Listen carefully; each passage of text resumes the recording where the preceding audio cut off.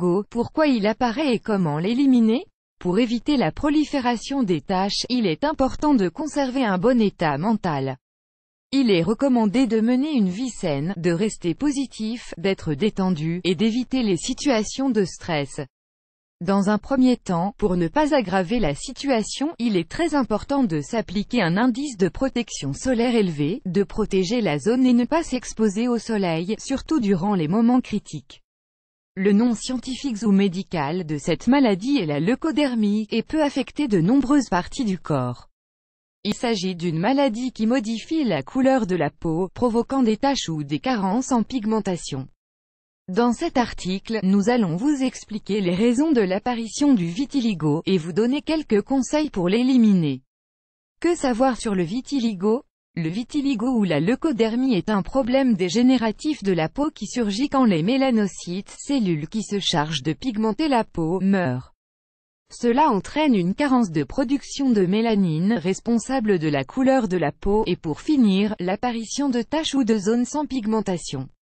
La peau de certaines zones du corps a une couleur plus claire. En fonction du teint naturel de la personne, on peut remarquer plus ou moins de vitiligo. De cette manière, les personnes qui ont la peau foncée auront des taches rosées et les personnes qui ont la peau claire auront des taches blanches. Les taches ont tendance à être d'une forme circulaire et de taille différente, contrastant alors avec la couleur de la peau. Les contours sont définis, mais s'ils se rejoignent avec d'autres taches de dépigmentation, ils prennent des formes indéfinies. Le plus souvent, le vitiligo apparaît au niveau des mains, des pieds, des genoux, des coudes et du visage. Dans les cas les plus rares, les taches peuvent apparaître au niveau des parties génitales, dans le dos, le torse, les jambes ou les bras. Cette maladie affecte autant les hommes que les femmes et s'il y a des poils aux endroits touchés par le vitiligo, ces deniers deviennent blancs. La leucodermie n'est pas une maladie grave ni contagieuse, mais il faut en tenir compte et observer les changements qui se produisent. Les personnes qui souffrent de vitiligo peuvent également souffrir de problèmes psychologiques tels que la dépression, le manque d'auto-estime ou la timidité, à cause de la honte que provoque cette situation. De plus, chez les personnes à la peau bronzée, cette maladie est considérée comme anti-esthétique. Pourquoi le vitiligo apparaît-il? La science ne sait toujours pas quelles sont les causes d'apparition de la leucodermie. Cependant, des liens ou des déclencheurs de cette maladie ont été trouvés récemment.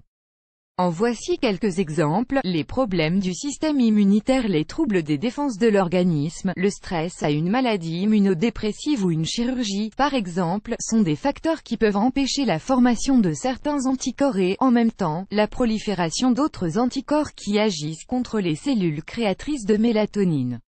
On dit également qu'une personne peut souffrir de vitiligo quand elle souffre d'un choc émotionnel, la mort d'un être cher, la séparation des parents, la perte d'un travail etc. ou si elle traverse une période de stress, d'anxiété ou de nervosité. Les causes héréditaires. Bien que cette affirmation n'ait pas encore été vérifiée, certaines personnes souffrent de leucodermie comme leurs parents ou leurs grands-parents. Pourtant, les patients qui présentent un arbre généalogique avec des antécédents de vitiligo ou des cas de dépigmentation de la peau, sont très rares. Les facteurs neurodégénératifs. Suite à l'étude du lien entre le vitiligo et les neurotransmetteurs, on estime que les causes des altérations de la production des cellules qui fabriquent la mélanine sont les suivantes: le stress, le mauvais fonctionnement de la glande thyroïde, les changements hormonaux, grossesse, ménopause. Troubles à cause d'autres maladies, diabète sucré, la maladie d'Allison, l'anémie pernicieuse, des blessures. Les remèdes pour soigner le vitiligo. Pour le moment, les traitements médicaux prescrits aux patients ayant une leucodermie sont coûteux, peu efficaces et les résultats sont très longs à apparaître. C'est pour cela que la plupart des patients les abandonnent après quelques semaines ou quelques mois. Il existe également des thérapies pour restaurer le pigment de la peau, mais elles sont très invasives, douloureuses, coûteuses et très peu de professionnels sont qualifiés pour réaliser ce traitement. Dans certains cas, on peut faire une greffe de peau. On utilise aussi des médicaments pour favoriser la production de mélanine comme des corticoïdes et des psoralènes, qui ont des effets secondaires sur les patients. Voici divers remèdes naturels qui peuvent améliorer l'aspect du vitiligo. L'huile d'onagre. Dans les magasins diététiques et les maisons naturistes, on peut trouver cette huile sous forme de capsule, en concentration de 500 mg. L'aloe vera. Les propriétés de l'aloe vera pour la peau sont très connues. Il suffit simplement d'ouvrir une tige d'aloe vera dans le sens de la longueur, d'en extraire le gel et de l'appliquer sur les zones affectées par la leucodermie, tous les jours avant d'aller vous coucher. L'indice de protection solaire en soi, il ne s'agit pas d'un traitement pour éliminer le vitiligo, mais c'est une manière de ne pas empirer la situation. N'oubliez pas que la zone affectée n'a pas de barrière naturelle de pigments et donc les rayons UV sont très nocifs plus que dans n'importe quelle partie du corps.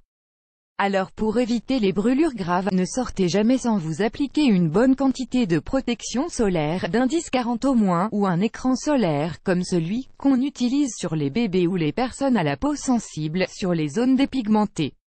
Les bonnes habitudes pour éviter d'empirer le vitiligo, certains changements d'habitude sont à prendre en compte. En effet, il est important de réduire le niveau de stress, car aujourd'hui c'est la cause principale de nombreux problèmes et maladies, dont la leucodermie. Il est également recommandé de porter des vêtements qui n'exposent pas trop la peau, de ne pas s'exposer au soleil aux heures les plus chaudes, surtout en été, et de porter un chapeau ou un foulard etc.